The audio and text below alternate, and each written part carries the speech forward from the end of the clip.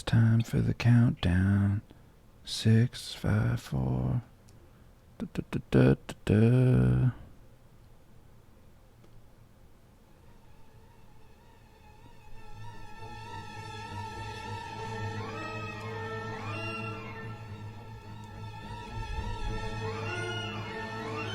Hey everyone, welcome to the Acceptable Podcast, a series of in-depth discussions with interesting people from a variety of creative and business backgrounds.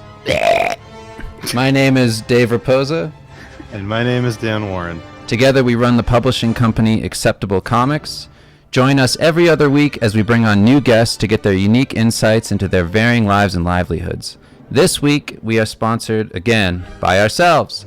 Visit acceptablecomics.com today for a free preview of our books, available for pre-order now. And visit our Twitch channel, twitch.tv /Steve Lichman, for more podcast commentary and streams. Today's guest is a popular YouTuber and musician known for his work in bands and on web series and shows including Game Grumps, Ninja Sex Party, Good Game, Did You Know Gaming, Balls in Your Ear, Starbomb, known as Danny Sexbang and Not So Grump. Welcome, Dan Avidan! Hey. Thank you, guys. That was amazing. I never realized that I accomplished so much in my life until quite a bit. Until just now. Quite a few things. I wasn't aware of some of them, like Balls in Your Ear, but I looked it up, and now I'm aware. Yeah, I mean, that is literally an example of my friend and I just talking football like at length for years and years, and then one day he was like, "Why don't we record this and make it a terrible podcast?" And so we did. That's a great name for it. That's a fantastic name for it. That's all Josh. That's all Josh Sprague. I got to give him full ball credit. Well, you've worked on tons of stuff. I mean, we're basically going to start at the beginning and work our way up. But, like, you know, I'm assuming most people here know you from Ninja Sex Party or Starbomb or Game Grumps. But you've worked on all kinds of things. We did some spooky stalker research on you on the internet, so we're going to bring up all kinds of things. That's okay. You're not the first. I appreciate the honesty. The story begins in New Jersey. Long ago. No, basically, yeah, we wanted to know what it was like growing up in Jersey and if it had any influence on, you know, what you were doing as a kid, if you were creative as a kid, or if you kind of fell into that later. Oh, yeah, for sure. I mean, I grew up in New Jersey's a lot of different things, not all of them great, but like the place where I grew up was in the northern end of New Jersey, which is much more influenced by New York City. And so I was just a normal suburban life, you know, just kind of living in that bubble. And I had my nerdy friends and, you know, a lot of Dungeons and Dragons, a lot of Nintendo. Great. Yeah, pretty happy, normal childhood. I was definitely creative, but the music came later just because all of my friends were nerdy in different ways and none of them happened to play music. So it wasn't until college that I started finding other people to be in bands with and things like that. Sure. I know one of the first games I saw you play when I first started watching you on Game Grumps was your Zelda 2 playthrough. Oh, yeah. And I thought that was really funny because you're one of the only people I've heard talk positively about that game other than myself and some kids I grew up with, because that was one of the only 3 games we had, so like we had to love it. Yeah. And like I wasn't aware of like the backlash till I grew up and saw other people commenting on it, but it was really funny because you were explaining all the stuff the same way I remembered it as a kid, and I was like, oh, this is really cool to get that perspective. Well, it's interesting, you know, because in the 80s, there wasn't the internet, so you didn't hear people's opinions as strongly as you do now, or as wide ranging. So if your friend had a game and at his house, and those were limited, you know, because they were expensive back then, you'd play it and you'd be like, I think this might kind of suck, but whatever, it's fun. Right. But it wasn't until now where you hear 8,000 people say something sucks before it even comes out. So it sort of it sort of opened my eyes to how much other people's opinions can color yours if you don't just sort of take things into your own world and kind of experience them from there. Yeah, totally. Yeah. And I think one of the things that you guys do so well on Game Grumps is like, even with the shittiest games that have like ever existed, you find positives.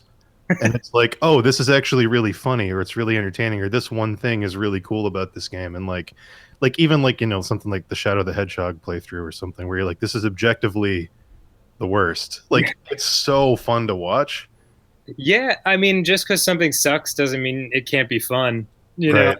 And I guess that's the key to a happy life, right? Because there's plenty of good shit and there's plenty of terrible shit, and it's just what you choose to focus on and the lens you decide to look through it. Right. Did you ever go to like we used to do this when I was a kid, just like those yard sales, whatever, and they just have a box of Nintendo games and parents that had no idea how much they were worth or whatever, and you just buy like a box and like the joy of just not knowing what any of them were and just like playing through one at a time, you know?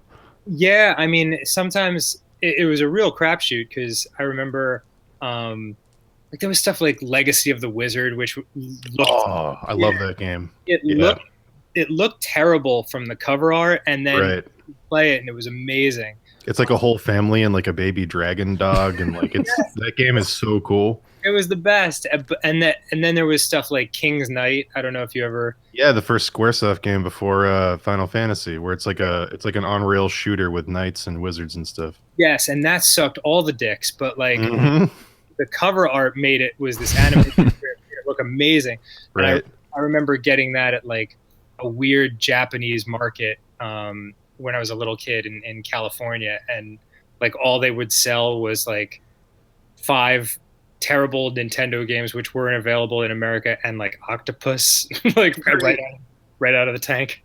That's Oh my fantastic. goodness. Finding the Japanese stuff when you're a kid is like finding Yeah. miracles. Old Totally. So legends. You're the kid that people talk about. He found the Japanese copy of this.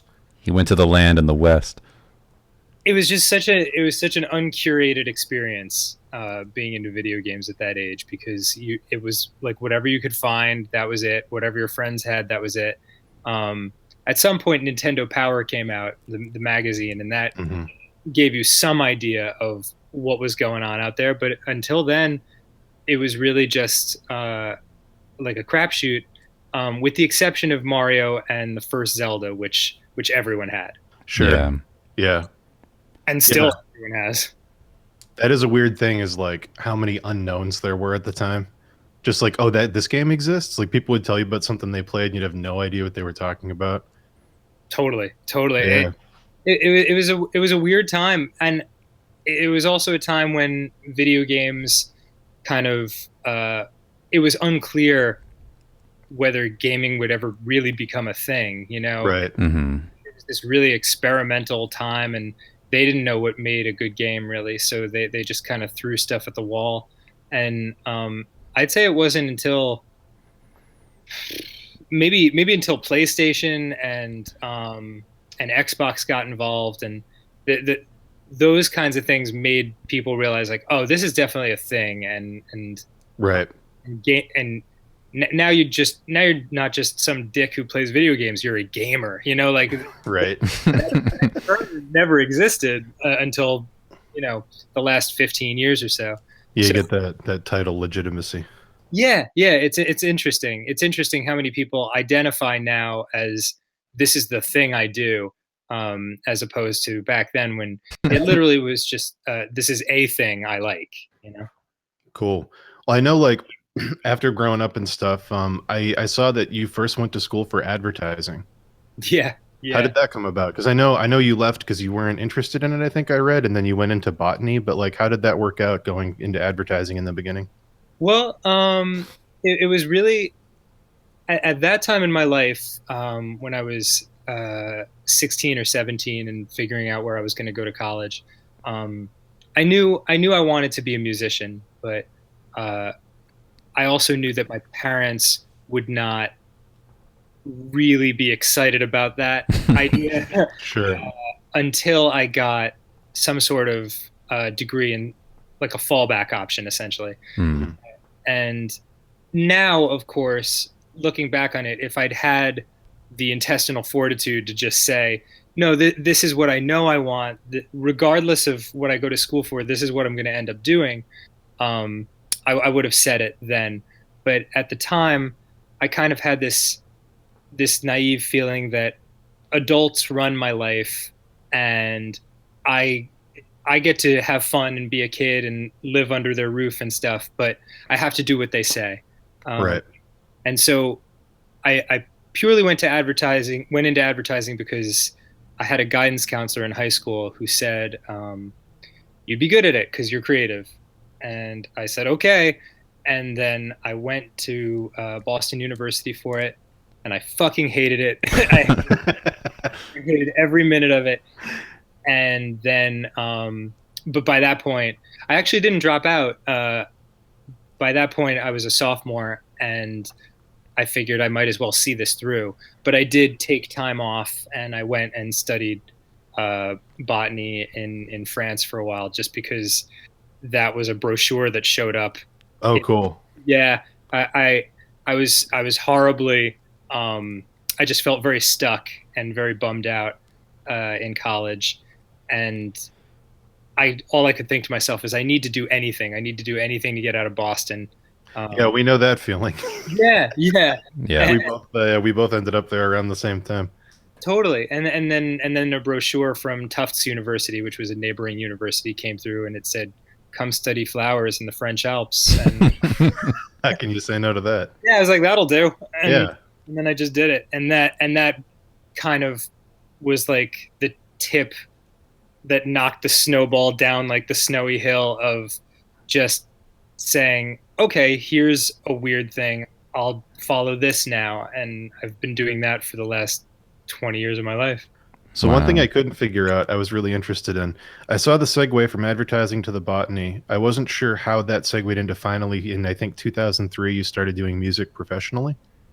Yeah, well, I think the idea that at least my dad had in his mind was Dan will go to college for 4 years, and then maybe he'll give music a shot for a year, and then realize that it's like banging your head against a wall, and he'll never get anywhere, and then he'll go into advertising and get a real job and all that.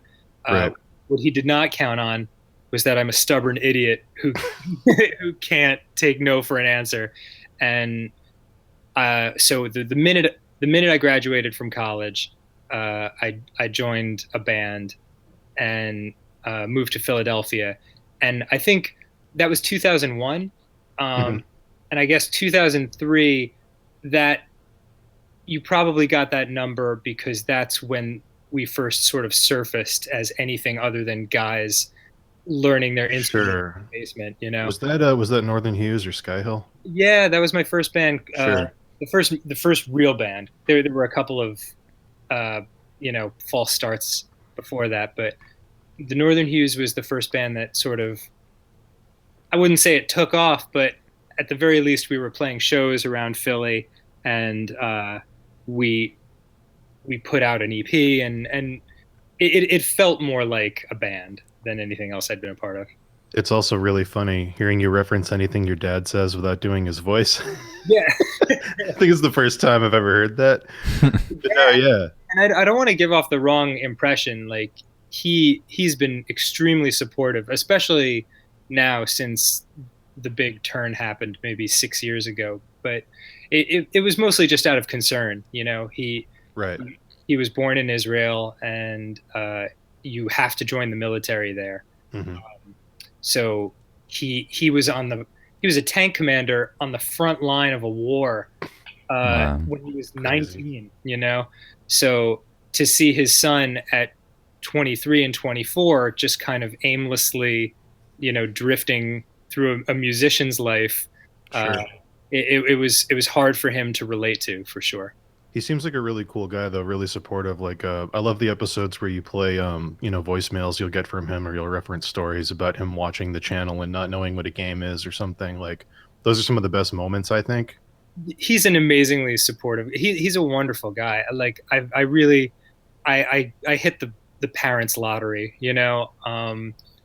just because even in the moments when one of them wouldn't understand what I was trying to do, they knew that my intentions were good, and they knew that I cared, and I think any parent just wants to see their kid be happy. ultimately. Right. And so they even when I was really poor and really on the grind, which lasted many years, they could also see that I I wasn't giving up at any of the logical points when any sane human being would say, "Okay, I'm going to get a job with a steady income." Sure. And so I guess they ultimately just came to the realization that this is what he has to do. Mm-hmm. Well, it's Yeah. cool to see that you were, taking chances anyways. I mean, going to France and studying over there and just like having a varied lifestyle like that in and of itself is pretty cool. And, even if it seems like you're pursuing something a little strange, like we both kind of know that because we're both artists. So like parents and doing something vague like that can be strange. Right. But Yeah, I mean, you get one life, right? yeah. So might as well live it to the extreme, in every way. I remember reading an article with David X. Cohn, who does Futurama, and I think he's a physicist as well. Mhm. Mm-hmm. And he said something to the effect of, I love physics and I love comedy, and I wish I could have two lives so I could have the chance to do both, but you only get one, so I had to pick the one that's the most fun. So he pursued comedy. Yeah, I mean it makes sense. That's the thing is like because I know you started with the advertising, you got into the music, you did Northern Hues, Sky Hill, and then did Ninja Sex Party start when you were at UCB, or did you go to UCB first and then it kind of developed there? Because I didn't know that you were at UCB until I was reading up on you. Yeah, well, Northern Hues split up after about 3 or 4 years, and I was bummed at the time, but at the same time, it was sort of a relief because there was some friction in the personalities, and it was like one of those relationships where kind of for the best this has come to its logical conclusion. Mhm. And Sky Hill, on the other hand, which was my next band, was a really sad ending for me because I thought that had a long way to go and a lot left in the tank. So after that split up, I was very, very bummed out, and I felt like I just needed to take a break from music because I'd been essentially like running into a wall for the past 8 years by that point, or 9 years. And so that's when I got into UCB and comedy. And again, it was the same sort of situation. I was living in a gross basement apartment in New York with 14 roommates. Mhm. And one of them, we were all struggling artists, musicians, painters, all that. Sure. And one of them, a guy by the name of Paul Otto, who is still a comedian in New York, he was an usher at the Upright Citizens Brigade. And he came in and said, "Yeah, I've been doing this, and you can take classes there." And I thought, well, comedy is the other thing I love besides music. And dare I say, I love it a little bit less. So it would be nice to put my heart and time into something where the stakes don't feel like they're so high. That's an interesting point. Yeah. And Yeah. it was sort of like almost like a little mental break from pursuing music. Sure. Mm. And then during the course of UCB, uh, I mean, I loved it immediately. It was really fun and really interesting and enjoyable. And then during that time, Flight of the Conchords came out. Mm. And Oh yeah, sure. yeah, and The Lonely Island was in full swing, and Tim and Eric, who, sometimes do weird musical stuff. Mhm. And seeing all of those combined made me start to think, oh wow, that comedy music is a thing, and it can actually be good music. And maybe the problem that I faced is that, since I'm only good at two things, which is comedy and music, maybe if I find a project or create something that combines the two, then maybe I'll have a better shot at carving out a corner of the world that will interest people. And then I sort of had a nebulous idea of what Ninja Sex Party could be. Um, and then I met Brian serendipitously through a friend, Right. and it was just perfect. And we didn't exactly know. We had the name before we really had the idea Sure. of what the band was. And then when he brought his personality into it and his musical talent, then it really took on a life of its own. It's funny hearing you explain it because one of the things we always tell artists that like submit portfolios to get looked at are like, how do I step forward with my stuff? And it actually relates to, we had Danica on last week who introduced the two of us. Yeah, comic book girl 19. Yeah. And one of the things that we have in common with both of you is that what you end up doing kind of becomes this weird amalgamation of the stuff you've done before, where like for you it was I've got the comedy and I've got the improv stuff and I can end up doing something unique that combines the two of those.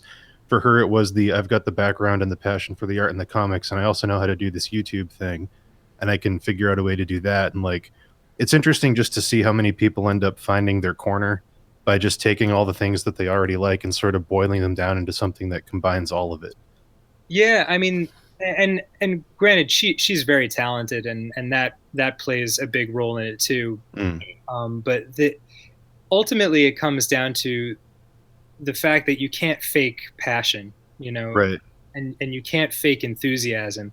So if you love doing something, and you really have the fire to pursue it, people people will recognize that comes through in what you create, whether it's tangible or not, whether they can put their finger on it or not. Mm. There's some quality where you know that a lot of love went into something, and you kind of see it or don't see it with movies. It's almost always clear when a movie was created by a studio for the purpose of making money. Sure. And that's the case with almost any medium of art. And so, first and foremost, if you want to pursue something for a living, you damn well better be sure you love it, because it's probably going to take years and years of no returns, quote Mm-hmm. unquote, Sure. other than the pure joy of doing it and pursuing it, as a means to its own end.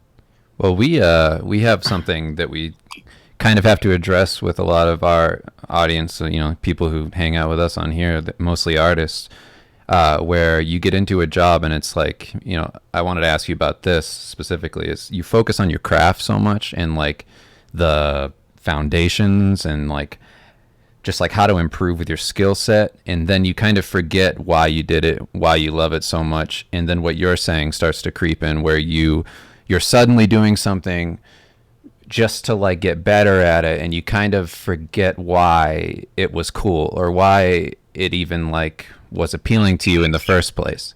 So like, how do you address that in something that you're doing where like you feel like, I don't know if you do feel like this, but sometimes it's like you're doing something just to do it, to like improve, like in maybe like in music or something like that, and then like putting yourself back in the lane of, oh, why do I do it, building off the passion for that, and then having like the love for it resonate with people and make it more popular and resonate. That's an interesting question. I've never personally encountered that with Ninja Sex Party. Mm-hmm. I Boy, that's a loaded question, because it kind of, because everyone's situation is going to be so unique. Yeah. Sure. I think what I can say is that a very good thing that happened to me right when Ninja Sex Party started was that I took a career course, with a woman named Betsy Capes. She runs a school called Capes Coaching in New York City. Shout out to Betsy. Yeah, seriously, I'll shout her out until the day I die, because I mean that I still use the techniques she taught me every week, and because for me, I think the trickiest part, especially about being an independent artist, which will almost always be the case at the beginning, is that you have to use both sides of your brain. And my my creative side is way better at life than my logical, Sure. calendar setting up side. Right. So what her school taught me to do was to break things down into goals, um, for the year, for 5 years, for 3 months, for this week. Um, so all of this time, for the past 9 years that we've been doing NSP, um, it's never really felt like I was adrift, just because it was always clear what the next step was, because we had set it up so long ago. And it's constantly shifting. Circumstances change. Certainly, when I met Aaron and joined Game Grumps, then it was a big, right turn, and I had to readjust all my goals for good reasons. But I think a lot of times when you get into that feeling that you're describing, where you sort of lose the chewy caramel center of It's a good way to put it. Exactly. the candy bar that is your career. Like, I think a lot of it comes from not knowing where in the process you are, and losing sight of where you came from, what you wanted from it originally, where you're going. And when you keep the framework of it in place, you never really get untracked. At least that's been my experience. There's also times when your passion for something just dries up naturally, or Sure. you get to a certain point and you're like, okay, you know what, I did this and I'm ready to move on to the next project. But that's its own story. But if it's something that you feel like this is what you want to be doing for your life, and you feel a little bit lost with it, at least for me, the reason for that would be more a logistical thing rather than a passion thing. Right. Right. How would you say, like, I'd say right now you're probably doing more and putting out more stuff than at any point previously in your life. Is that fair? Yeah, I'd say so. How do you wrap your head around doing all that stuff and keeping consistent with it? Because it's like you're in such a cool automated workflow where, like, new episodes of the stuff you're doing with Game Grumps and Steam Train and other things, they're just coming out on a regular basis, and you're touring and I'm assuming, still recording stuff. You've got Starbomb going on now, and like, how do you schedule or keep track of, or just like stay present with the fact that you've got all these different spinning plates you got to keep track of? Well, there's a lot of people behind the scenes that are Sure. helping, and I think I read this book 10 years ago or something, but it was very eye-opening. It's a very dumb title, but it's called 9 Secrets of the Rich and Famous, something to that effect. Great. Yeah, Right. and it was recommended to me by another career coach who said, read this book. It'll take the mystery out of all these jackasses who are living the life that you want to live. I'm paraphrasing, but that was the gist of it. Sure. And because, especially when you're just starting out, you can look at someone who's 10 years deep in their career and think, how in God's name did they do this? Or when do they sleep? What's going on? And the truth is that, at least in that book, the biggest light that it shed was, if someone is famous, especially the type of famous where they come out of nowhere and suddenly they're super famous, chances are there's 20 to 50 people whose job is solely to make them famous and make sure that they stay in the public eye and things like that. So it would be easy to look at my career, for example, and think like, man, that's amazing that he can do Game Grumps and NSP and all these other things. But with Game Grumps, I'm doing it with Aaron, and we have Matt and Ryan who edit the videos and upload them. With NSP, I have Brian and Brent, the manager, and Adam, who sets up our tours, and which also involves, JP, a lighting guy, Matt, the sound guy.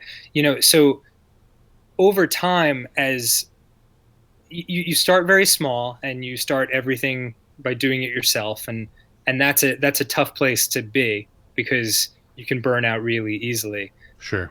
But as time goes on and you start moving up the ladder a little bit, which just happens naturally, you start meeting other people and start being able to afford other people whose services are really top notch. And then chances are they know someone in another field who's very good at their job, and they can help you in that way. And so for me, the way that I can do all these things is because there's probably 15 to 20 people who don't get nearly as much credit as they deserve for helping me be where I am right now. Sure. That's actually one of the things I love that you guys do, specifically with Game Grumps, is you really put the spotlight on other people a lot of the time, and you like showcase the stuff that they do, whether or not it's the people editing the videos, or if it's you have people that are visiting you that day and you let them come on, or even with the animators. That's one of the things I really love is the Game Grumps animated things, where you'll just promote the hell out of these people that are trying to, be up and comers with their animation skills. Like, I really like that sense of sort of reciprocal giving back to the community, and like, oh yeah, we're going to use our platform to really look at this person, and like, isn't that awesome what they're doing? Like, I think that's a really cool thing that more people could do. Yeah, I think it's cool too.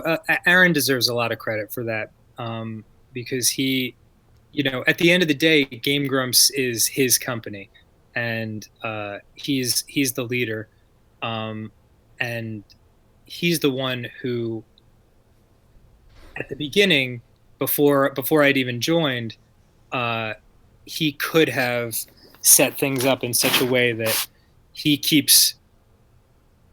makes an insane amount of money, and he keeps all of the recognition for himself, and Right. that's what I'd say, more often than not, someone in that position would do. Hmm. But for him, he took an enormous pay cut to make sure that all of his other friends had jobs and he could find a place to support them.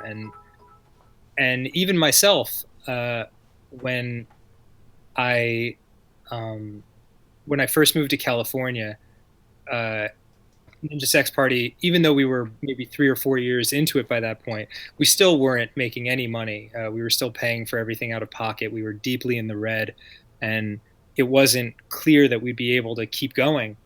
And we needed a certain amount of money to keep making videos. And we debated on doing a Kickstarter. And I talked to Aaron, but at that point, we were still new friends. We'd only known each other like a year. And he said something to the effect of, I could just give you that money, like, I mean, that's the type of person he is. And like, I didn't take it because like, I didn't want to owe a friend money. Like, that doesn't feel good. Sure.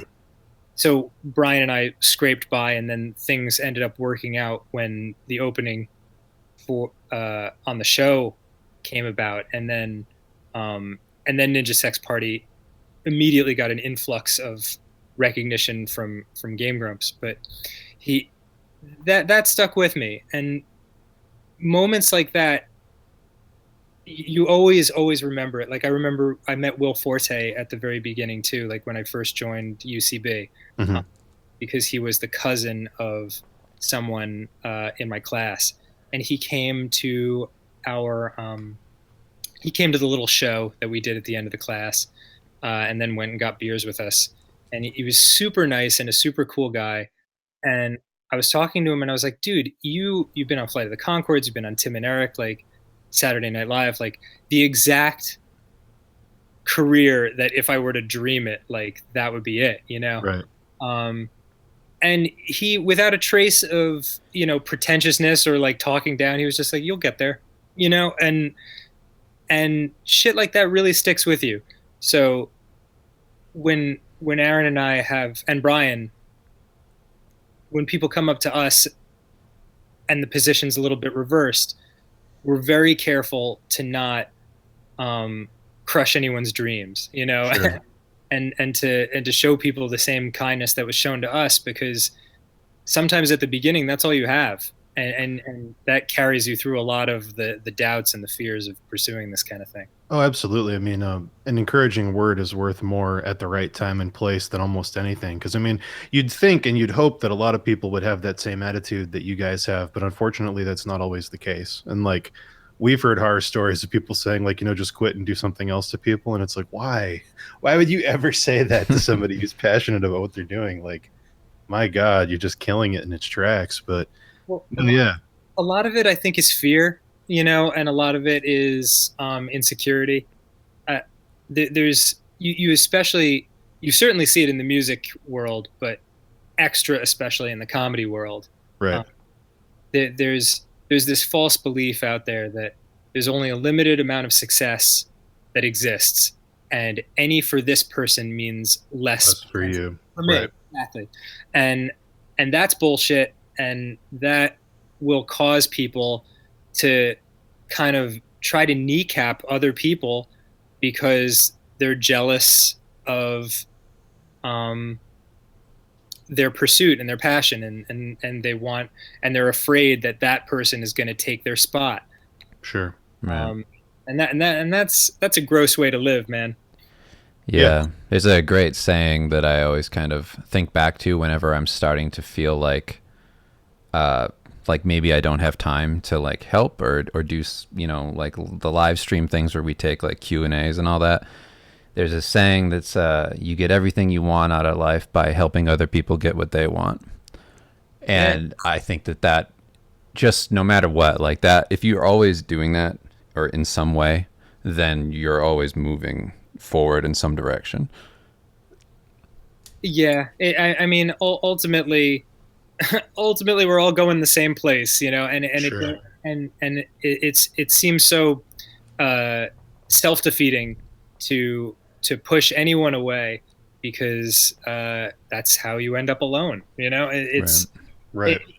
It speaks more, if you believe in what you're doing, you won't have any of those instincts, you know. You'll just feel like my time is coming if I just put my head down and keep working on my own shit.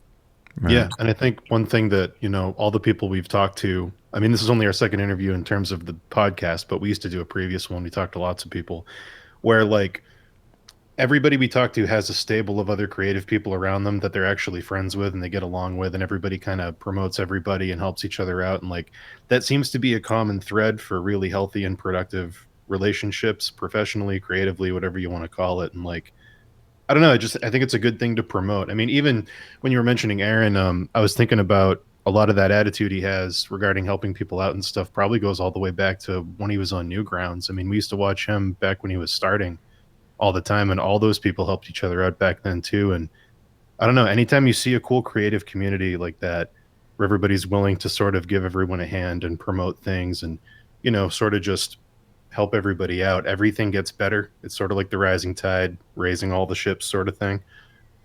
Yeah, Yeah. and I mean, Aaron will be the first to tell you that Newgrounds was very much that, and also, you know, peppered in, there were some people who would just fucking try to destroy you completely. Always. Yeah, there's always that. Yeah. Yeah, but it's interesting with YouTube, because um, I've sort of seen YouTube change in the time that I've been putting stuff out on it, because it's funny to look at this now, but we started on YouTube in 2009 with Ninja Mhm. Sex Party, and I think it came out as a website in 2006.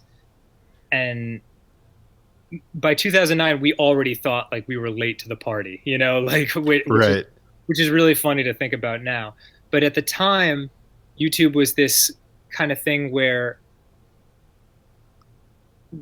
people who tried to be actors or tried to be musicians and just kept getting stonewalled by the gatekeepers of those industries.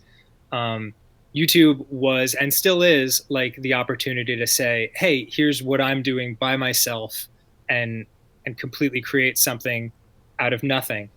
Um, so it kind of had this us against the man mentality, Sure. and so there was a lot of helping people out and promoting each other's stuff. Um, and there still is, but at the same time, now YouTube in itself has gotten so big and become such a staple of entertainment that now you see things like drama channels where it's YouTubers building their careers on the backs of destroying other YouTubers, you know? Right. So it's been interesting, not in the best way, but interesting to watch that shift happen. And maybe when the next platform comes along, then it'll be that cool creative kind of thing where it's like us against the mega Yeah, conglomerate YouTube. it is funny that the when things hit a certain size, they turn inwards. Because that even happens in the art community, where like a forum will get really big, and then once it hits a certain size, it turns inwards, and everybody starts sort of circular firing, squatting each other Hmm. and commenting on what everyone else is doing instead of looking outwards and growing. And then it's just a weird cycle that everything falls into. I'm hoping YouTube can avoid that and still grow in a positive way. But yeah, now that you mention it, it's definitely been an interesting shift. Yeah, I mean it's a lot of people screaming for attention Right. at the same time. So it's tough to know what the right way to police that kind of thing is, and Mhm. it certainly seems like YouTube is struggling with that right now. Right. Well, wrapping up, we got like a couple minutes left before you gotta head off to uh, take a Something call or amazing. something really cool. Something mysterious and amazing. You have No, like but rapid fire questions or something? oh god, we could do that. I have like a whole list of like ask about these, ask about this. Let's talk about Wolf Job. Let's talk about D Club. Like, no, I'm not going to do any of that. Everybody listening who's a fan of Game Grumps knows about that stuff. But Sure. uh, no, yeah, I guess one thing I'd love to get your insight on, just because you know, this new format we're doing is all about creators that make stuff and what keeps them going, and advice for other people that want to do things. If there's anyone listening who wants to start a band or wants to start a YouTube channel or wants to just do what they're doing creatively, that you've had any sort of stake in the past, or have any insight on, like, what would be your best advice to those people that are struggling to find a foothold and sort of get into those things? Oh man. Well, I would say certainly find for me career coach was a big one. It's a two-pronged attack. One is to work on your craft as much as you possibly can. um, you know, if you're an artist, then make sure you're drawing every day. um, if you're a singer, make sure you find a good vocal teacher, because you don't want someone teaching you the wrong techniques and then you're actually fucking up your voice, you know. Mhm. If you're a musician, you know, you, you better be practicing for hours every day because someone else is, you know. uh, and that's really that's really one side of it, to make sure that before you present it to the public, you are making sure to the best of your ability that you're presenting your best self as a creator. Um, just get better, because it's not self-defeating to just coldly recognize that there are a lot of people trying to do it, and there are a lot of choices for viewers to watch. So if you want to stand out, you really have to at least be the best that you can be. Um, that's on the artistic side of it. And then the other side of it is understanding the business, understanding um, the logistics, time management, calendar management, and that's the kind of thing that a career coach can help you with. Um, I mean, for me, things as simple as um, going to Staples and buying one of those. I don't even know what the word would be, like a paper analog calendar, you know? Oh yeah, yeah, right. Because when I tried to use my phone, Daily planner. yeah, Yeah, yeah. those little at a glance day planner things. because when I tried to use my phone for that kind of stuff, inevitably my thumb would just move towards the internet button, and then all of a sudden I'm wasting time looking at the, you know. But when I could write out in pencil, that's a big thing. Write your plans out in pencil, because you shouldn't be afraid to change things on the fly at any point. But just writing out my plan for 3 months and then 1 week, and getting more and more granular with it, and just sort of working backwards, seeing it laid out on a page where it's all in front of you, that sort of makes it more achievable, because you're like, okay, I can do this, you know. It's not actually that much when you break it down day by day. And as far as people not knowing, like people that are super unclear on what they want to do, there's this exercise that was really helpful to me when I was just starting out. I mean, this is like 20, maybe 25 years ago. Mm-hmm. But you take a piece of paper and you take a pen and a little stopwatch or a clock or something, and you hit go on the stopwatch, and for 10 minutes you just write down everything you've ever wanted to do with your life. And the only rule is that you can't stop to think. Like, you just have to be constantly writing. It's a good exercise. Yeah. And you'll look back at stuff, and like there'll be all kinds of weird shit on there. It'll be like, catch a giant fish, and you're like, okay. So you cross that shit out, and then you just start sifting. You're like, you take the things and you're like, this is what can be accomplished in 3 months. This is what can be accomplished in 6 months, a year, and then beyond a year. And inevitably, one of those things that you wrote down, your eyes will just keep getting drawn back to it, and it'll just stand out. And chances are that's probably the thing that your heart wants you to do. And that's the one you should pursue, because if you're not doing your favorite thing, it's going to be hard to sustain it over many, many years. Yeah, I think that's really good advice. That's great advice. Fantastic. Well, that's a really good note to end on. Absolutely. Thanks for coming, man. I'm so glad we got to have you on. This has been awesome. Yeah, thanks. I'm glad we finally got to talk, because we've been exchanging emails, and you've sent me cool shit, and I use your lunchbox. Right, I gave you a lunchbox. Yeah, man. And so and I love the stuff that you guys do. So it's cool to be able to talk about this, and I'm grateful that you wanted to have me on. Oh yeah, we love you. You're going to be getting another care package next month, by the way. Yeah, filled with all kinds of mysterious, wonderful things that might be 2 feet away from me on my desk right now. But anyway, super excited. That's coming. But thank you, everybody, for coming and listening to our talk with Dan Avidan. It was super fun. If you like the podcast and you want to hear more, you can check out the last episode we did with Comic Book Girl 19. She's great. That was really fun. And if you'd like to come for the next one, on March 19th, we will be interviewing Brandon Jones, the founder of GameTrailers.com and the Easy Allies group, which is on Patreon. And that should be a really fun talk, because he's been around the game industry since pretty much it became a thing on the internet. So, yeah. Look forward to that. And thanks for coming today. Yeah, and if you don't already follow them, you can follow Ninja Sex Party on Twitter at Ninja Sex Party, and Game Grumps at Game Grumps, which, you know, I'm sure you guys already know.